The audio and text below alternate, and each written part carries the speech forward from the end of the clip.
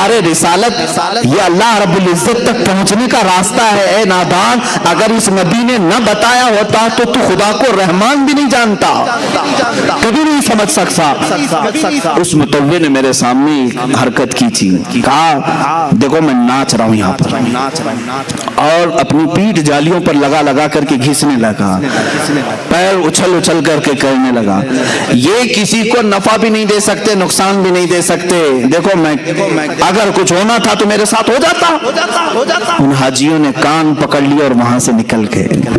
میرے عزیزو، کچھ لوگ میرے ساتھ تھے، انہوں نے کہا، پوچھا بھی کہ حضرت یہ اتنی بدتمیزی کر رہا ہے، گستاخی کر رہا ہے، عذاب آ جانا چاہیے. مجھے اس وقت ہمارے ایک بزرگ کی بات یاد آئی. میں نے ان سے بھی یہ سوال کیا تھا کہ ان پر اللہ کا عذاب کیوں نہیں آتا. انہوں نے کہا، بیٹا اللہ کا عذاب کیا تم سمجھتے پتھر آ جائیں، بارش آگ کی نازل ہو جائے، زمین پھٹ جائے، یہی اللہ کا عذاب ہے؟ کہا یہ دکھنے والے عذاب ہے. اللہ کا اگر سب سے بڑا کوئی عذاب ہے تو اپنے گھر کے قریب رکھ کر کے بھی ایمان کی دولت ختم کرتا ہے. اس عذاب میں تو وہ مبتلا ہے. اللہ نے ایمان سلب کر لیا ہے، اس کا ختم ہو چکا ہے. یہ سب سے بڑے عذاب میں گرفتار ہے. اسی طرح میرے عزیزو، جنہوں نے اولیاء کاملین سے دشمنی کی، اللہ تعالیٰ ان کا خاتمہ برا کر دیتا ہے.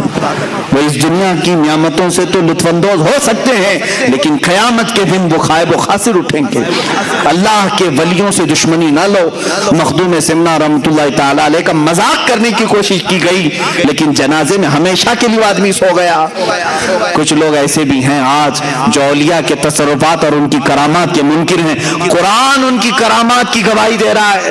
سلیمان علیہ السلام کی امتیوں میں ایک امتی ایسا ہے کہ سبا بلقیس کا تخت ملک یمن سے فلسطین میں ایک لمحے میں نہیں، پلک جھپکنے سے پہلے حاضر کرتا ہے. یہ قرآن کی آیت ہے. قرآن ولیوں کی کرامت کا ذکر کر رہا ہے. اور یہ آج کل کے لوگ جو اولیاء کاملین کے منکر ہیں، یہ در حقیقت اللہ کے ولیوں کی دشمنی پال رہے ہیں. یاد رکھنا، رب تبارک و تعالیٰ کی پکڑ اور اس کا انتقام بہت سخت ہوتا ہے.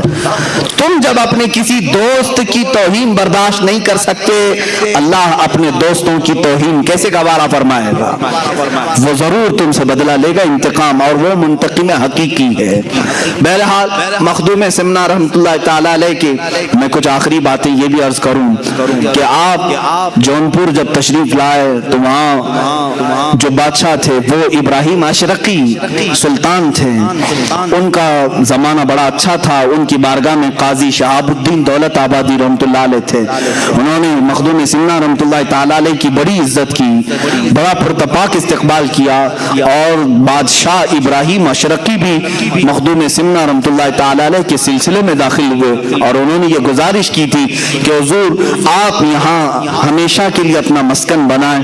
مخدوم سمنا رحمۃ اللہ تعالی علیہ نے ان کی ارادت اور ان کی عقیدت کو دیکھ کر کے یہ فرمایا تھا کہ اے ابراہیم، میں تجھ سے یہ وعدہ کرتا ہوں کہ میں تیرے حدود سلطنت سے باہر کہیں نہیں آرام کروں گا. جب میرا آخری وقت آئے گا تو میں آرام تیری حدود سلطنت کے اندر ہی کروں گا. اور وہی ہوا. آج جو کہ چوچا شریف ہے وہ جونپور کی ریاست کے اندر آتا تھا. اب آپ کو میں یہ بھی بتا دوں، بسکھاری نام سنا ہوگا آپ نے، یا کچوچا شریف جو جاتے ہیں انہیں معلوم ہونا چاہیے دو قصبے وہاں مشہور ہیں. ایک بسکھاری ہے، یہ کچوچا شریف سے پہلے آتا ہے، اور اس کے بعد کچوچا شریف ہے. کچوچا شریف اور بسکھاری یہ دونوں اس وقت اتر پردیش میں ہیں. فیض آباد ہوا کرتا تھا ضلع، اب اس کو امبیڈکر نگر کی ہے. جیسے ایک پرندہ ہے، پرندہ، وہ کون سا پرندہ ہے میں اس کا نام بھول رہا ہوں، بگلا ہے یا کوئی بھی. جب شکاری قریب میں آتا ہے تو پروں میں اپنا منہ چھپا لیتا ہے اور یہ سمجھتا اب میں چھپ گیا، اب مجھے شکاری نہیں دیکھ رہا ہے. خالی منہ چھپ جانے سے پورا وجود نہیں چھپتا. الہ آباد کو بدل دینے سے اس کی حقیقت کبھی نہیں بدلے گی. آپ جتنے بھی ناموں کی تبدیلی کا آج راگ الاپ رہے ہو، ابھی اتر پردیش میں پھر سنا کہ لکھنؤ میں کاملین یہاں پر آئے ہیں تو انہوں نے گاؤں کے شہر کے نام نہیں بدلے، بلکہ زنگ آلود دلوں کو انہوں نے بدلا ہے، جس میں زنگ لگا ہوا تھا انہیں بدلا۔ اب بات آ ہی گئی ہے تو میں آپ کو بتا دوں، اولیاء کاملین کی زبان میں اتنی تاثیر ہے کہ آپ جب وہاں تشریف لائے، جو بسکھاری ہے اور کچوچا ہے، آج بھی یہ مشہور ہیں، دو قصبے ہیں، جانا کبھی زیارت کا اتفاق ہو تو دونوں قصبوں میں وہاں مخدوم ثانی رحمۃ اللہ تعالی علیہ بسکھاری میں آرام فرما ہے اور یہاں مخدوم اشرف سمنانی آرام فرما ہے۔ آپ مخدوم سمنا کا گزر اس بسکھاری سے ہو رہا تھا، لوگوں نے پانی پیش کیا، پانی کھا رہا تھا، آپ نے صرف یہ فرمایا بس کھاری، یعنی یہ کھاری پانی ہے۔ آپ کی زبان کی تاثیر سے وہ علاقہ بس کھاری ہی ہو گیا، آج تک بس کھاری۔ آپ نے فرمایا بس کھاری۔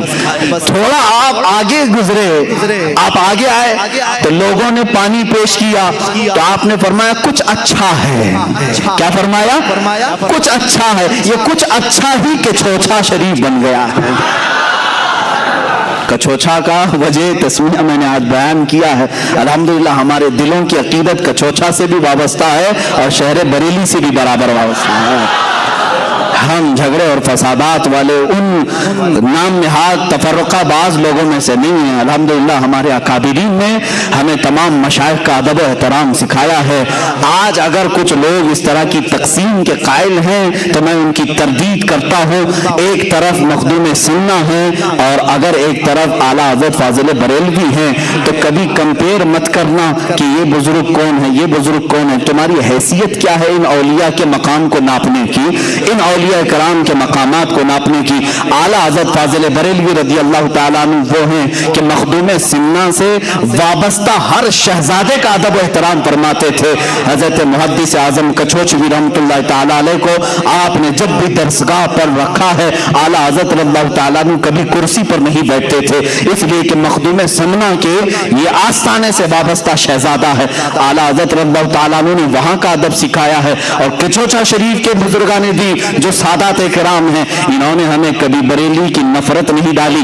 سرکار کلام مختار اشرف کچوچوی رحمۃ اللہ تعالیٰ علیہ، سرکار مفتی اعظم ہند رضی اللہ تعالیٰ عنہ کا ادب فرمایا کرتے تھے، بلکہ محدث اعظم کچوچوی رحمۃ اللہ تعالیٰ علیہ حضور شیخ الاسلام مدنی میاں صاحب قبلہ ادام اللہ اقبالہ کے والد ماجد ہیں۔ شیخ الاسلام کے والد ماجد محدث اعظم کچوچوی رحمۃ اللہ تعالیٰ علیہ، آپ نے خود اعلیٰ حضرت کی فضیلت میں یوں فرمایا کہ میں نے اپنے زمانے میں وقت کے مجدد امام احمد رضا خان فاضل بریلوی کو دیکھا ہے، ان کے قلم کو اللہ نے غلطیوں سے محفوظ کر لیا ہے۔ یہ کسی اور نے نہیں کہا کہ چوچا شریف نے ہمیں یہ سکھایا ہے۔ میرے عزیزو، اگر کہیں نفرت آتی ہے تو سمجھ لینا کہ بیچ میں کوئی شیطان داخل ہو رہا ہے۔ ہم نے بریلی میں کچوچا کی محبت سیکھی اور کچوچا میں جا کر بریلی کی عظمت سیکھی ہے۔ الحمدللہ چند سال پہلے میں کچوچا شریف کے عرس میں بھی حاضر تھا، بریلی شریف کے عرس میں بھی ہم حاضر ہوتے ہیں۔ ہم نے دیکھا مخدوم سمنا رحمۃ اللہ تعالیٰ علیہ کے عرس مقدسہ میں کچوچا شریف میں، وہاں پر بریلی شریف کے سجادہ نشین بھی حاضر ہیں، نائب سجادہ نشین بھی ہیں، اعلیٰ حضرت کے خانقاہ کے شہزادے یہاں پر آئے ہوئے ہیں۔ اور جب بریلی شریف کے قم شریف میں دیکھا تو کچوچا کے سادات بھی یہاں پر ہیں۔ پھر ہم نے سوچا پھر آخر یہ جو ماحول میں جو چند لوگ دکھتے ہیں یہ کون ہیں؟ تو پتا چلا کہ یہ بی جے پی اور کانگریس کے ووٹ لینے والے لوگ ہیں، ان کا مشائخ سے کوئی تعلق نہیں، اوپر سب معاملات صحیح ہیں، یہاں یہ ٹکڑوں پہ پلنے والے لوگوں کے معاملات ہیں۔ اسی لیے میرے عزیزو، ان معاملات میں ہمیشہ الرٹ رہو، اس لیے کہ آپ دیکھتے ہیں یہ جے جے جے جے جے کرتے بی جے پی کے جھنڈے لیے، جے جے جے جے کرتے کانگریس کے جھنڈے لیے، یہاں جا کر کے دیکھا تو ایسا لگا کہ یہ مودی کو پتہ نہیں کہاں سے کہاں نیچے اتار دے گا، پھر اسی شخص کو یہاں دیکھا تو ایسا لگا کہ کانگریس کو پتہ نہیں کہاں سے کہاں اتارے گا۔ یہ دونوں طرف کا آدمی ہے اور دونوں طرف بھی بجاتا ہے۔ اسی طرح سلاسل میں بھی کچھ لوگ داخل ہوتے ہیں، ادھر بھی اور ادھر بھی، اور دونوں کے درمیان نفرت پیدا کرنے کے لیے کبھی ان کی مخالفت یہاں آ کر کے کرتے ہیں، کبھی ان کی مخالفت وہاں جا کر کے کرتے ہیں۔ اللہ کا بڑا انعام و اکرام ہے ہمارے ان مشائخ پر جنہوں نے ہمیں درمیانی راستہ عطا فرمایا ہے، ہمارے لیے تاج الشریعہ بھی ہیں اور شیخ الاسلام بھی ہیں۔ الحمدللہ ہم درمیانی امت ہے، اہل سنت و جماعت ہے، اور ہم مشائخ کا ادب و احترام بھی جانتے ہیں۔ کچھ اچھا جس کو مخدوم سمنانی نے فرمایا وہ آج کیا ہو گیا کہ چھوچھا شریف، اب وہ کچھ اچھا نہیں، بہت اچھا ہے، بہت اچھا ہے۔ مخدوم سمنا رحمۃ اللہ تعالی علیہ جس جگہ پر آرام فرمائے، اب یہ دو باتیں میرے مزاج کی ہیں، میں آپ کو بتاؤں گا۔ بنارس تشریف لے گئے، بنارس تشریف لے گئے تو وہاں ایک یوگی تھے، جوگی تھے۔ یہ وقت کے فرعون کے خلاف اگر میں دو چند جملے کہوں گا نہ، مجھے میرے فیم کی ضرورت ہے، اس لیے کہ اللہ تعالیٰ نے مجھے میرے حبیب پاک کی حدیثوں سے ہی جو نعمت عطا کی کافی ہے، مجھے میرے مولا کی طرف سے جو ملی عزت وہ کافی ہے۔ لیکن بنارس میں کچھ جوگی تھے، مخدوم سمنا کا انہوں نے زبردست بائیکاٹ کا اعلان کیا، یہاں آنے نہیں دیں گے۔ مخدوم سمنا رحمۃ اللہ تعالیٰ علیہ کو روکنے کی کوشش کی، آپ پہنچ گئے، وہاں کے علاقے میں جتنے تھے سب آئے، تو کچھ یوگی آئے، کچھ جوگی آئے، انہوں نے کہا کہ تم اپنا ایک نیا وہ لے کر کے آئے ہو، ہمارے ہاں ایک کھلبلی مچ جائے گی، فلاں ہوگا، تمہارا طریقہ صحیح نہیں۔ مخدوم سمنا رحمۃ اللہ علیہ نے فرمایا اچھا چلو ٹھیک ہے، تمہارا ہی طریقہ بتاؤ کیا ہے۔ کام تپسیا کرتے ہیں، ہم عبادات کرتے ہیں، ہم آتما کی شکتی حاصل کرتے ہیں، ہم جو ہے بھگوان سے قریب ہونے کے بہت سارے طریقے جانتے ہیں۔ کہا چلو مجھے بھی لے چلو تمہارے ہاں، مجھے بھی لے چلو، جہاں تم جن کی عبادات کرتے ہو میں بھی دیکھوں گا۔ وہ آئے، مخدوم سمنا کے مریدین گھبرائے کہ مخدوم اشرف سمنانی رحمۃ اللہ تعالیٰ علیہ بت قدے میں جا رہے ہیں، جہاں پر بڑے بڑے بتوں کو رکھ کر ان جوگیوں نے اپنی عبادتوں کے، اپنے تپسیا کے کئی سال گزار دیے تھے۔ مخدوم سمنا رحمۃ اللہ تعالیٰ علیہ نے پوچھا کتنے سالوں سے کر رہے ہو؟ کہا فلاں پنڈت جی کو 25 سال، ان کو 12 سال، ان کو 13 سال، فلاں فلاں یوگ گرو ہیں یا تپسیا کے اعلیٰ مقام پر پہنچے ہوئے ہیں۔ خیر ٹھیک ہے، یہ تمہارا طریقہ ہے، بہت شکتی حاصل کی۔ مخدوم سمنا رحمۃ اللہ تعالیٰ علیہ نے فرمایا میرا طریقہ یہ ہے کہ میں تمہیں دکھاتا ہوں جس کی تم عبادت کر رہے ہو، یہ جن پتھروں کی تم عبادت کر رہے ہو، تم اس کی ہر بات مانتے ہو؟ انہوں نے کہا ہاں بھگوان کا اوتار ہے، یہ بھگوان کا اوتار ہے، ہم ان کی نہ مانیں تو پھر کیا تمہاری مانیں؟ تو مخدوم سمنا نے فرمایا ان کی طرف اشارہ کر کے جن کے ہاں یہ سجدے کرتے تھے، اے بتو تو پھر بولو انہیں۔ ان بتوں میں سے آواز آئی لا الہ الا اللہ محمد رسول اللہ۔